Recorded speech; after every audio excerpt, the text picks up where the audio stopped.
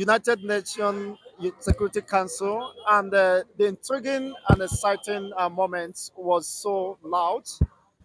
And what transpired there? What is your perspective regarding the development and the position of an Israeli representative? Thank you for having me. Um, of course, I listened to the news. I watched it live when they were having their meeting, United Nations Security Council, when they were having their meetings. So they talk about um, uh, the Middle East crisis, and they touch about Israel, that Israel should obey international laws by stopping genocide in Gaza. So I listened to the Israel Palestinian representative in the United Nations Security Council meeting yesterday. So when they allowed they first of all allowed the Palestinian representative to talk. Then after which the man made his point that Israel is committing all sorts of atrocities and genocide and the killing and the killing and killing. Then after the speech, then Israeli representative also was allowed to talk. When he talked like this, he came up with evidence that some of the places they say they kill civilians, that Hamas, the terrorist Islamic jihadists, we are using it as hideout. The civilians' houses and refugee camps, schools, for their hideout, and they said from there they'll be sending missiles to Israel and attacking Israel.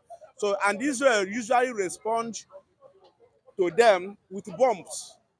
So and that's why they say there are so many casualties. They kill more of civilians. They say even if one terrorist use their place as staged, then they are going to bomb the person with not minding how many persons that will die. So based on that, an Israeli representative brought us so many evidence. So those evidence that, in fact, he made some striking statements that Jerusalem has fallen before, that Jerusalem will not fall again. He said it two times. Jerusalem has fallen before, and Jerusalem will not fall again. And I know the meaning. So it's not going to be by maybe a platter of gold. It's by war. He's talking about war without end. That is what it means. Because Jerusalem, the one they call West Bank, is they call it occupied. Arab world call it occupied West Bank. The word occupied West Bank means that they have been inhabiting in the place. While Israel say is their land, they are going to claim it back. That is when they say Jerusalem has fallen before and Jerusalem will not fall again. So, based on in the Middle East, the war there, Iran is preparing to send missiles to Israel, which other world powers we are begging Iran not to attack them. They say Israel came to their place and killed one of the Hamas leaders. That they have to respond. They have to respond by sending bomb. That Israel should put their bomb shed in order.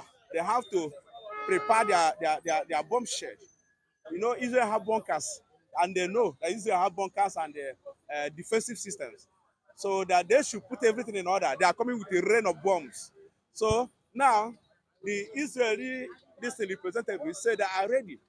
They are ready for the bombs, whether it's coming from Iran or any place in the world. They are ready.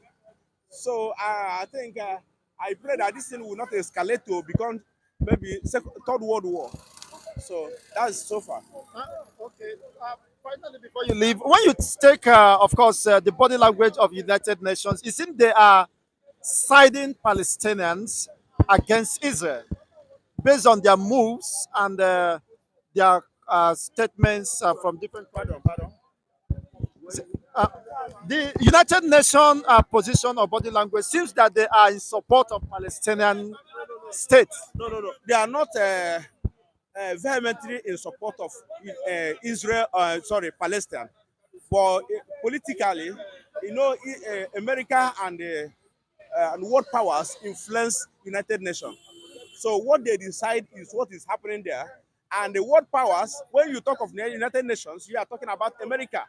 and a few other world powers. So they influence it.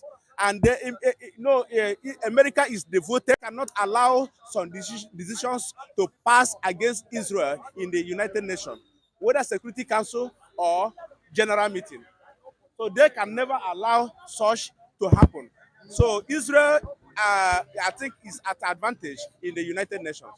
So that's why you often hear ceasefire and the war will continue. See immediate ceasefire and the war will continue, and nothing happens to them because they have been influenced by the supporters of Israel. What can you say locally that Ango Abdullahi was calling for uh, peaceful separation of Nigerian states by the North? I think I had it last time when they were saying Ariwa Republic. I think I read about Nigerian history before, after amalgamation of the nation. The Fulanis, the Ariwas, say they don't want to belong to Nigeria. They want to go their way.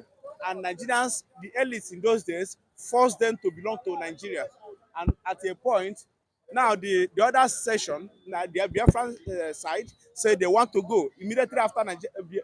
They caused Nigerian civil war. Then up to now, they are still agitating that they want to go. Now, maybe because of mineral resources in the eastern part of Nigeria, that made Nigeria not to allow them to go. But now, there have been other mineral resources that have been discovered in the north. So, based on that, I heard about gold and the uranium, which is vital. They are maybe oil as well. So, they are very expensive, which they can also use to develop their nation. So I see, and they don't want Nigerian government to mine those mineral resources. They have been mining it privately, and nobody knows. It's not coming to national treasury. They are using it for their private individual. So now, maybe Nigeria, Tinubu might go into that. So, and they discover quickly that he may be talking about the mineral resources in the north. They are now agitating for separation. They want to go their own nation. So if they can say that, and if the elites support, I think there will be peaceful separation in Nigeria. Igbos will go, the Biafrans will go, the Ariwas will go, and the Oduduwa Republic will remain. So we go as well. So I think if they come up with that, if they are serious, which their elites, I listened to their elites, they denied such comments. They said that they did not support anybody to say that. So it's only the people, the few individuals from the north that are saying Ariwa Republic, they raise their flag, they say they want to go. It's not, in fact, during the protest, I think they raised many flags in the north, which Russian flag were included. They raised it, which federal government concerned about it. Federal government said that they are afraid that if Russia will come and sponsor the juntas to take over the government, and federal government are afraid of that. Based on that, they left the federal government forget issue of protest. They are now facing the issue of flag raising. Thank you so much. And that could be regarded as a treasonable felony. It's treason when you raise a flag in an existing nation.